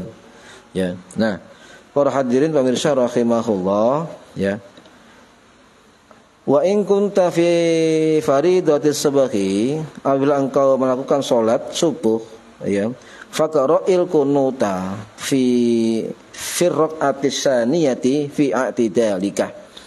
Apabila engkau melakukan salat subuh, maka hendaklah kau bacalah qunut pada rakaat yang kedua atau sudah bangun dari rukuk. Ya, ini. Nah, ini perlu dipelajari tentang hukum doa qunut biar paham kita. Ya. Tapi ulama beda pendapat, apakah doa qunut subuh itu termasuk sunnah ataukah tidak sunnah? Apakah ada tidak ada? Ini beda pendapat. Dan ini beda pendapat ini sudah direkam oleh namanya Imam Ibn Rushd, ya, Al-Qurtubi Al-Maliki rahimahullah, yang wafat tahun 1190 Masehi di Maroko. Dalam kitab beliau, kitab Bidayatul Mujtahid wa Nihayatul Muqtasid, beliau mengatakan mengapa ulama beda pendapat hukum doa qunut subuh, karena mereka ada perbedaan pemahaman lebih, ya, dan juga beda memahami hadis dan juga cara-cara kias yang dilakukan. Coba kita perhatikan satu persatu ya, 4 mazhab. 4 mazhab kita perhatikan tentang hukum qunut subuh. Contoh, mazhab Hanafi, ya. Mazhab Hanafi itu mengatakan tidak sunnah qunut subuh kecuali sholat witir, ya, sholat witir. Sunnah untuk sholat fardu, tapi ada ketika ada musibah atau ada bencana dan sebagainya. Itulah qunut nazilah, ya. Nah, menurut mazhab Hanafi begini, tidak ada doa qunut subuh, tidak ada, ya. Kata mazhab Hanafi, ulamanya itu telah dihapus oleh ijma ulama bahwa doa qunut subuh itu tidak ada. Nah, kalaupun sunnah itu dilakukan pada sholat fardu ketika ada bencana, ada musibah, ada bencana atau kejadian yang luar biasa, maka letak doa qunutnya itu bukan setelah rukuk, tapi oleh mazhab Hanafi dilakukan sebelum rukuk dengan suara rendah, lirih, ya. Ini mazhab Hanafi. Sedangkan mazhab Maliki, ya, saya membaca dari kitab Al-Fiqhul Islami wa Adillatuhu karangannya Profesor Dr. Syekh Wahbah Mustafa Az-Zuhaili As-Syafi'i Al-Asy'ari rahimahullah, yang wafat tahun 2015 Mei yang lalu ya di Suriah. Beliau menceritakan tentang pendapat dari mazhab Maliki ya, bahwa doa qunut subuh itu sunnah menurut mazhab Maliki. Doa qunut subuh itu sunnah ya, dibaca dengan suara rendah baik oleh imam, baik oleh makmum maupun baik oleh munfarid yang sholat sendiri. Tetapi sama dengan mazhab Hanafi, letak dari doa qunut yaitu dibaca sebelum rukuk, rakaat yang kedua, sebelum rukuk dibaca. Kalau mazhab Syafi'i setelah rukuk. Yang ketiga dari mazhab Hambali adalah ya tidak sunnah. Qunut subuh tidak sunnah ya. Dan juga sholat lainnya nggak ada kecuali dalam sholat witir. Dan itu sama dengan mazhab Syafi'i, dilakukan setelah rukuk. Nah, kalau mazhab Syafi'i kita sudah paham ya, karena mazhab kita termasuk doa qunut itu termasuk doa yang sunnah yang abad ya, dilakukan setelah rukuk ya, tidak membatalkan sholat ya. Kalau lupa tidak batal sholat, tetapi ya disunahkan sujud sahwi ya, disunahkan sujud sahwi. Para hadirin rahimakumullah, apakah perbedaan doa qunut ini terjadi pada ulama mazhab? Tidak. Perbedaan doa qunut ini sudah terjadi pada zaman sahabat Nabi Muhammad SAW. Menurut riwayat dari Imam Nawawi rahimahullah dalam kitab Al-Majmu' Syarhul Mu'adzab, beliau mengutip pendapat dari Imam Al-Baihaqi Asy-Syafi'i rahimahullah yang wafat tahun 1006 Masehi di Naisabur, Iran. Apa kata Imam Nawawi, Imam Al-Baihaqi? Sahabat-sahabat Nabi yang qunut subuh itu termasuk empat sahabat utama: Abu Bakar As-Siddiq, Umar bin Khattab, Utsman bin Affan, Ali bin Abi Thalib, termasuk sahabat Ibnu Abbas, sahabat Al-Bara' bin Al-Azib dan sebagainya. Sedangkan dari kalangan ulama tabi'in, jadi ini menunjukkan para sahabat itu enggak semua qunut subuh ya. Cuma yang jumhur para sahabat dari keterangan Imam Nawawi dan juga keterangan Imam Al-Baihaqi itu mengatakan sahabat-sahabat Nabi itu kebanyakan qunut subuh ya, sebagian qunut subuh. Termasuk pendapat ulama tabi'in senior, termasuk pendapat sinten ya, banyak sekali ulama yang mengatakan qunut subuh itu sunnah. Tetapi ulama yang lain, termasuk pendapat ulama Hanafi atau Imam Hanafi, pendapat dari Imam Sufyan Ats-Tsauri ya, pendapat dari dari Abdullah bin Mas'ud radhiyallahu an, sahabat Nabi yang wafat tahun 650 Masehi di Baqi Madinah, termasuk pendapat Imam Hambali rahimahullah, itu mengatakan doa qunut subuh tidak ada qunut subuh di dalam sholat. Jadi tidak wajib, tidak sunnah. Nah, ini kan para hadirin rahimakumullah ya, mazhab Syafi'i dan mazhab Maliki itu pasti ada dalilnya kenapa pakai qunut subuh. Salah satunya adalah ada riwayat dari sahabat Anas bin Malik radhiyallahu an yang wafat tahun 709 Masehi di Basrah, Irak ya. Itu ada mengatakan mazala Rasulullah ya, yaqnutu fil fajri hatta faraqat dunya. Jadi Nabi itu tidak pernah berhenti untuk doa qunut di sholat subuh sampai beliau meninggalkan dunia. Nah, ini adalah hadis riwayat dari Imam Ahmad bin Hanbal rahimahullah yang wafat tahun 855 Masehi di Baghdad. Juga pendapat dari Imam Al-Bazzar rahimahullah yang wafat tahun 904 Masehi dan lain sebagainya. Para hadirin rahimakumullah, bagi yang sholat subuh tidak hafal doa qunut, jangan khawatir, karena dalam sholat ada kemudahan. Jika ada orang nggak pernah sholat subuh katanya nggak hafal qunut, keliru ya. Jadi Apa bacaan pengganti doa kunut bagi yang tidak hafal doa kunut? Tidak melakukan kunut ya subuh tidak batal sebenarnya, tidak batal sholat, tapi disunahkan dengan sujud sahwi di dalam mazhab Syafi'i. Nah, kenapa sujud sahwi? Kalau kita lupa atau tidak kunut, dijawab oleh Imam Samsuddin Ar-Ramli Asy-Syafi'i rahimahullah yang wafat tahun 1595 Masehi di Kairo Mesir dalam kitab Nihayatul Muhtaj Syarhul Minhaj, bahwa sujud sahwi itu dilakukan untuk memperbaiki kekurangan ya salat meski dilakukan dengan sengaja ya, seperti meninggalkan tasyahud awal dengan sengaja ya. Ini contoh. Jadi bagi yang enggak hafal kunut jangan khawatir, enggak hafal doa kunut bukan alasan sampai yang tidak melakukan sholat subuh, sebab alasan tidak bisa doa kunut. Tetap harus baca doa kunut, tetap dibaca. Ya apa solusinya kalau orang enggak hafal doa kunut? Nah ini harus buka kitab ulama. Salah satu ulama Syafi'i yang bernama Imam Zainuddin Al-Malibari Al-Fandani Asy-Syafi'i rahimahullah yang wafat tahun 1579 Masehi di India. Dalam kitab Fathul Mu'in beliau mengatakan kalimat doa kunut tidak tertentu pada redaksi khusus. Ini kata beliau ya.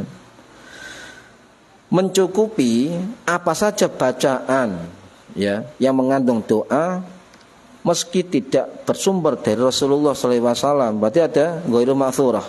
Boleh kata Imam Zainuddin Al-Malibari rahimahullah.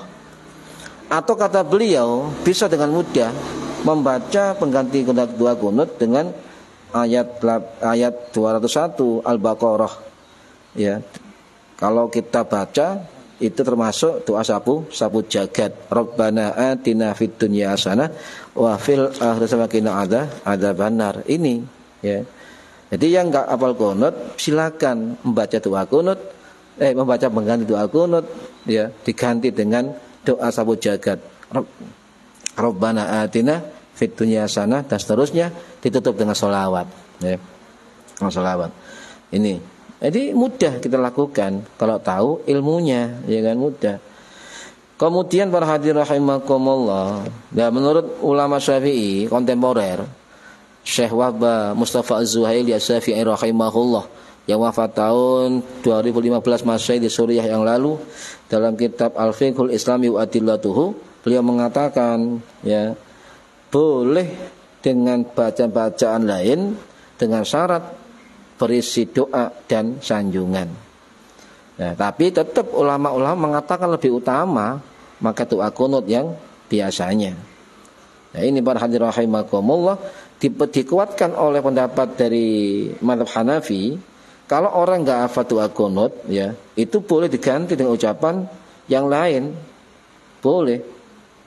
Misalnya ya Allah ya Rabb Allahumma firli 3 kali, atau doa sapu jagat. Rabbana atina fid dunya hasanah wa fil akhirati hasanah wa qina adzabannar. Nah, ini para hadirin rahimakumullah ya. Jadi walaupun itu sunnah enggak sunnah, beda pendapat antar mazhab. Nah, perbedaan ini tidak hanya sekarang. Zaman sahabat sudah berbeda.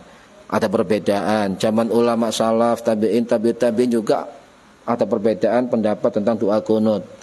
Kemudian kita coba tarik kesimpulan yang pernah dikatakan oleh ulama tabi'in yang bernama Imam Sufyan Ats-Tsauri Al-Basri bin Masruq ya rahimahullah yang wafat tahun 778 Masehi di Kufah, Irak.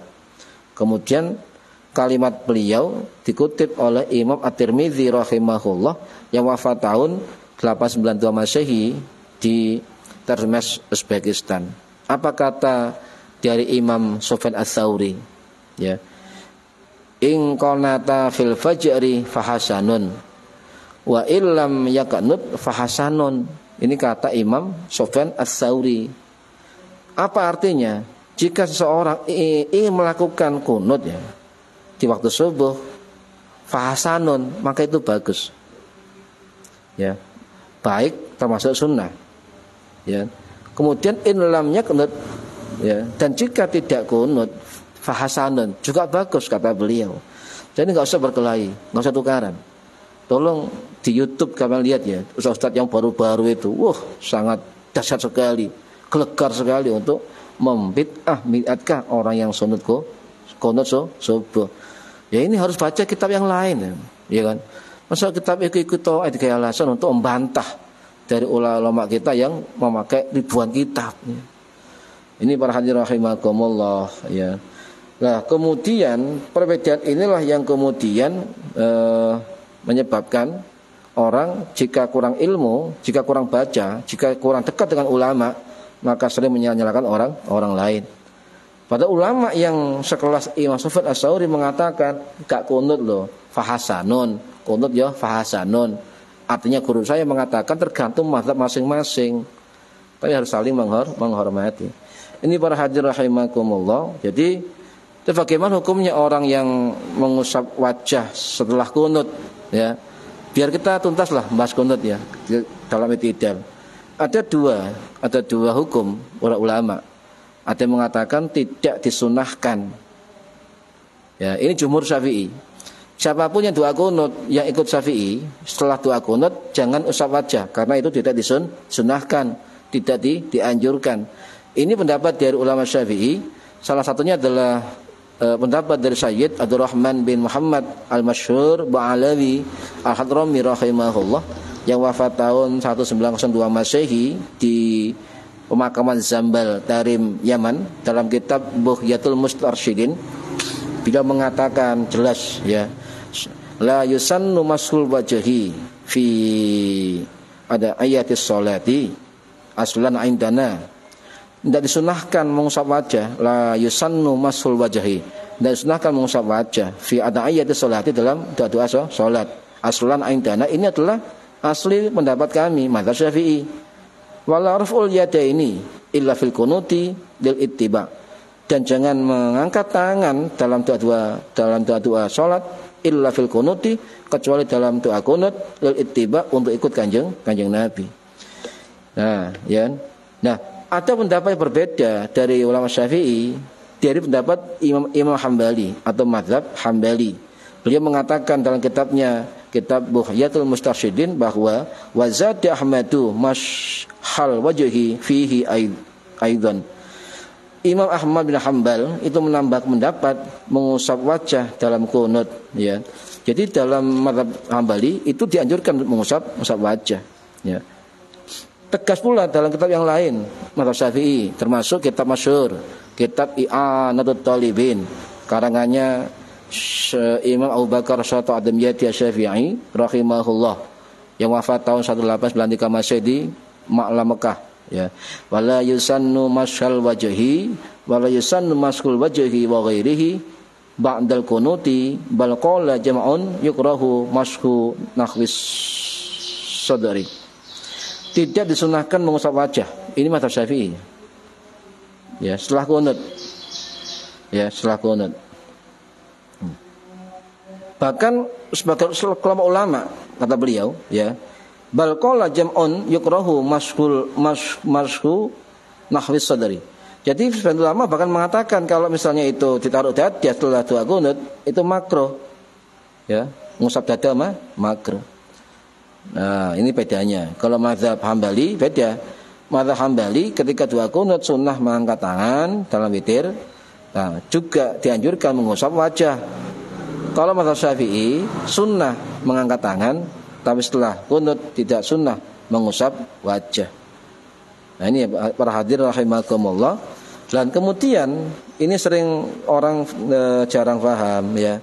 Kenapa bacaan kunut di tengah-tengah atau sampai kalimat fa innaka taqdi wala yuqdu alaik. Para imam salat itu pasti pelan sir, ya, pelan. Kalau bacaan kunut awal Allahumma hdina fi man hadait wa afina dan seterusnya itu keras, ya. Tapi ketika saya bacaan fa innaka dan seterusnya itu pelan sampai sholawat. Kenapa? ya. Nah, ini perlu dijelaskan juga ya. Dalam mazhab Syafi'i itu beda pendapat para hadirin rahimakumullah. Satu pendapat yang mengatakan doa qunut itu boleh dibaca jahar sampai tuntas. Jadi boleh imam itu sholat doa qunut awal sampai akhir. Ya, itu boleh keras, boleh dibaca agak keras, boleh. Ya, ini sebagai pendapat ulama Syafi'i ya.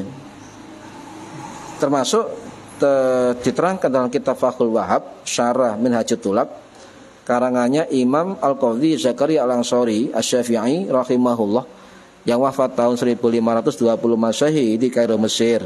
Juga dalam kitab Busrul Karim ya, Bisyarhi Masailid Ta'lim karannya Syekh Sa'id bin Muhammad Ba'ashin Ad-Du'ani Al-Hadrami rahimahullah yang wafat tahun 1853 Masehi di Hadramaut.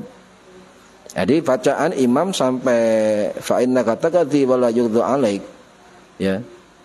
Itu bagi makmum ya. Kalau imam bacanya sampai apa? Sampai bacaan waqina wasrif anna syarama qadait, keras kan? Kemudian pelan. Nah, ketika imam pelan membaca fa innaka taqdi wa la yughdu alaik, maka makmum bagaimana? Ya. Nah, ini perlu. Nah, ketika imam membaca pelan pertengahan kunut, maka menurut ulama Syafi'i termasuk Imam Nawawi, termasuk Imam Khatib Asy-Syarbini rahimahullah sing wafat 1569 Masehi di Mesir, dalam kitab Muhnil Muhtad Syarhul Minhaj, beliau mengatakan jika imam membaca kunut keras kemudian pelan sampai kalimat fa innaka taqdi, maka makmum boleh melakukan pilihan-pilihan. Satu, turut membaca doa qunut ya bersama imam ya. Yang syir tadi boleh mengaminkan, boleh membaca asyhad, boleh membaca shadaqata wa bararta. Ini pendapat dari ulama-ulama Syafi'i. Dan kelompok yang kedua, doa qunut itu dibaca syir. Ini sebagai ulama Syafi'i juga, termasuk pendapat Imam Syamsuddin Ar-Ramli rahimahullah yang wafat tahun 1595 Masehi di Kairo, Mesir. Dalam kitab beliau, kitab Nihayatul Muhtad Syarhul Minhaj, termasuk juga pendapat Imam Al-Ghazali. Jadi mulai awal qunut sampai pada waqina wasrif anna syarama qadait keras, kemudian lanjut ke fa innaka taqdi wa la yughdu alaik, itu siri. Ini pendapat dari sebagian Syafi'i. Mengapa? Karena yang bacaan kedua yang pelan tadi bukan doa, tapi berupa zikir, pujian dan sanjungan kepada Allah Subhanahu wa taala. Ya. Ini para hadirin rahimakumullah ya. Boleh baca doa-doa yang dikehendaki, boleh ya. Boleh kalau makmumnya ketika imamnya syir dalam doa qunut. Kalau di Mesir beda. Kalau di Mesir itu gini, baca qunut jahar keras mulai awal sampai akhir. Jadi ketika imam sampai bacaan fa innaka taqdi wa la yughdu alaik, makmum di Mesir itu mengatakan asyhad ya. Itu asyhad. Kalau di sini boleh amin boleh. Nah, para hadirin rahimakumullah nggih. Bacaan qunut itu apakah dibaca tinggi atau rendah bagi imam? Ini dua pendapat. Menurut Imam Abul Hasan Al-Mawardi Asy-Syafi'i rahimahullah sing wafat tahun 1058 Masehi di Baghdad, dalam kitab Al-Hawil Kabir, beliau mengatakan ada dua pendapat. Dia mengatakan ketika imam membaca doa qunut itu dengan pelan dan merendahkan suaranya, asal didengar oleh makmum ya. Sebab doa itu menurut Imam Al-Mawardi adalah doa. Ketika posisi doa, kata Al-Mawardi, itu israr, merendahkan suara. Kelompok yang kedua mengatakan boleh meninggikan suara doa qunut ya. Ini kias dengan bacaan kalimat tasmi' dan imam sami Allahu liman hamidah. Sedangkan khusus munfarid, orang salat sendirian, itu israr. Doa qunut israr, merendahkan suara ya, merendahkan suara. Sekarang begini, ketika di lapangan itu ada imam berjamaah dengan makmum. Imamnya termasuk kelompok yang tidak kunut, sedangkan makmum termasuk kelompok yang kunut. Bagaimana caranya? Ya. Caranya bagaimana? Kembali ke ulama. Ya. Ada keterangan dari Imam Abul Qasim, ya, Ar-Rafi'i Asy-Syafi'i atau Imam Ar-Rafi'i Asy-Syafi'i rahimahullah, yang wafat tahun 1226 Masehi di Qazvin, Iran, dalam kitab Al-Ajiz Syarah Al-Wajiz Al-Ghazali, beliau mengatakan jika imam dalam posisi iktidal agak lama misalnya, ya kan, maka itu berarti memberikan kesempatan bagi makmum yang kunut untuk membaca kunut. Makmum harus kunut, harus peka. Karena sekarang banyak imam yang ngerti sekarang ini. Dia misalnya nggak kunut, mengimami makmum yang kunut. Kemudian ketika iktidal agak lama, nah ini ambil kesempatan makmum untuk membaca kunut. Jikalau imamnya tidak ngasih kesempatan untuk membaca kunut langsung ketika iktidal, sebentar kemudian sujud, maka kata Imam Ar-Rafi'i, wa illa tabahu, maka kecuali ya harus mengikuti imam, harus mengikuti imam, tetap sah walaupun nggak pakai kunut.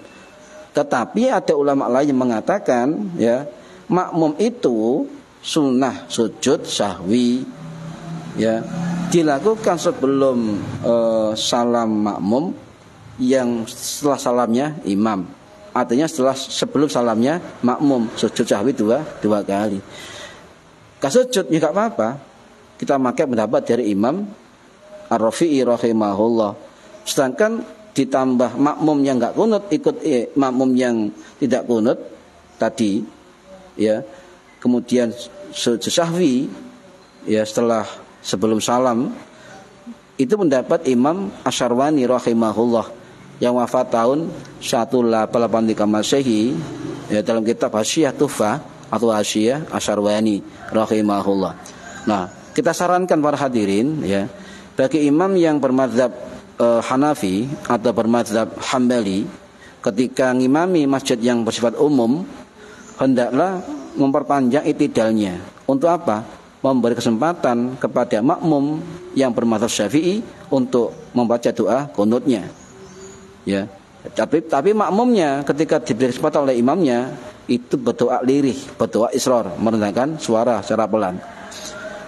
Nah, sebaliknya, jika imamnya kunut, makmumnya tidak kunut, artinya imamnya itu ikut kelompok yang kunut, sedangkan makmum ikut kelompok yang tidak kunut. Nah, imam kunut, ya, imam kunut, makmum diam saja, tidak perlu mengaminkan. Ini kata kelompok yang tidak kunut. Jika makmum mengaminkan, tidak merusak sholatnya, sah. Jadi imam dan makmum ini boleh, beda mazhab, boleh berjamaah sholat, boleh. Contoh begini. Kalau ada ustadz-ustadz di YouTube yang mengatakan kunut tetap bid'ah dan siapapun yang ikut makmum kepada imam yang kunut maka nggak sah, maka dia kurang baca. Kalau kiblatnya di Arab Saudi, maka bukalah kitab fatwa Komite Ulama Saudi. Itu jelas dalam keterangan fatwa ulama Saudi jelas hendaknya ikuti gerakan imam. Ya, bagi yang imamnya kunut, bagi yang makmumnya yang ikut kelompok enggak kunut, tetap ikuti imam, kata fatwa ulama Saudi. Lah kalau enggak percaya, ya ayo kita buka keterangan Imam Ibnu Taimiyah rahimahullah yang wafat tahun 1328 Masehi di Damaskus. Dalam kitab beliau, kitab Majmu' Fatawa, beliau mengatakan bagi makmum yang tidak kunut bermakmum kepada imam yang kunut, maka beliau menyarankan apa saran beliau? Ya, disarankan makmum mengikuti imam. Disarankan selama ada perbuatan sholat yang menjadi ranah ijtihad atau khilafiyah, boleh diikuti. Ini fatwa dari Imam Ibnu Taimiyah.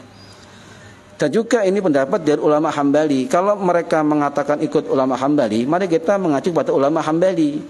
Contoh Imam Ibnu Qudamah Ad-Dimashqi Al-Hambali rahimahullah yang wafat tahun 1223 Masehi di Damaskus. Dalam kitab Al-Mughni beliau mengatakan, ya, jika imam berkunut, makmum boleh mengamini. Ini apa 12? Beliau mengatakan jika imam berkunut makmum boleh mengamini. Ini termasuk pendapat Imam Hambali, termasuk pendapat Imam Ishaq bin Rahawai rahimahullah yang wafat tahun 853 Masehi di Iran, ya. Nah, kemudian Imam Ibnu Qudamah menambahkan, ya, saya belum mendapati pendapat ulama yang tegas melarang ikut kunut imam walaupun beda mazhab. Ibnu Qudamah, ya. Kemudian dia mengatakan pendapat ini sama dengan pendapat ulama Hambali yang lain, yaitu pendapat Imam Ibnu Qasim Al-Hambali dalam kitab Hasyiah ala Raud Al-Murabba, ya, yang wafat tahun 1972 Masehi.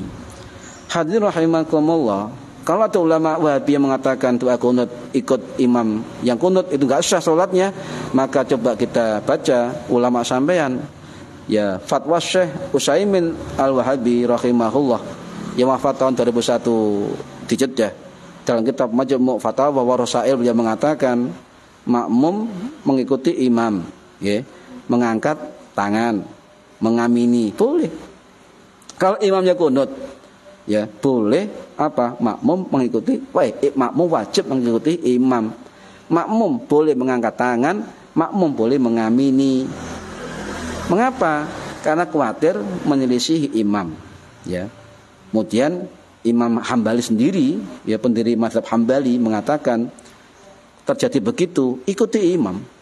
Ikuti imam, boleh mengamini, boleh mengangkat tangan, ikut kunutnya imam. Ini para hadirin rahimakumullah, ya. Makanya kita harus banyak wawasan, ya, banyak sekali. Yang terakhir para hadirin, ya, bagaimana kalau sholat sunnah witir Ramadan imam lupa kunut, ya, di imam dan munfarid? Menurut Imam Nawawi rahimahullah dalam kitab Al-Majmu' Syarhul Muhadzab, dia mengatakan sunnah pertengahan Ramadan, ya. Nah, di dalam pendapat masyhur mazhab Syafi'i, ya, ya, hadza huwal masyhuru fil madhhabi wa nassu alaihi Syafi'i. Artinya apa? Ini adalah pendapat masyhur dari mazhab Syafi'i dan dinaskan, ditegaskan oleh Imam Syafi'i sendiri. Apa? Qala, ya, qala walau tarakal kunuta fi maudhi'in istahabbahu sajada lisyahwi. Mengatakan jika ada imam yang lupa dalam witir Ramadan doa kunut dianjurkan sujud sahwi seperti tidak kunut subuh. Nah, ini pendapat Imam Nawawi wa nasso alaihi Syafi'i, dan ditegaskan nas oleh Imam Syafi'i. Dan juga makmum ketika imam witir itu sujud sahwi, maka makmum juga wajib mengikuti imam sujud sahwi. Ini para hadirin rahimakumullah terkait dengan rukuk yang bisa saya jelaskan. Semoga dengan penjelasan yang hampir panjang ini bisa memberikan manfaat, menambah wawasan, dan juga toleransi kita terhadap perbedaan cara ibadah menurut pemahaman mazhab masing-masing. Tidak kaku dalam perbedaan, dan juga kita harus ada ilmu dalam memandang sisi perbedaan dengan orang yang lain dari mazhab yang lain. Demikian, mudah-mudahan bermanfaat fid dini wad dunya wal akhirah. Al-Fatihah. A'udzu billahi minasyaitonir rajim. Bismillahirrahmanirrahim. Alhamdulillahirabbil alamin arrahmanir rahim maliki yaumiddin. Iyyaka na'budu wa iyyaka nasta'in ihdinas siratal mustaqim siratal ladzina an'amta 'alaihim ghairil maghdubi 'alaihim waladdallin. Rabbi firli wa li walidayya amin. A'udzu billahi minasyaitonir rajim. Bismillahirrahmanirrahim. Wa shallallahu alhamdulillahirabbil alamin. Allahumma 'allimna ilmal qur'an wa 'allimna ilma la ilaha illallah wa 'allimna min ladunka ilman nasiru bihi kamilina fil mahyati wal mamat. Wa sallallahu ala sayyidina Muhammad. Alhamdulillahi rabbil alamin. Wallahu a'lam bissawab. Assalamualaikum warahmatullahi wabarakatuh. Allahumma sholli ala Muhammad.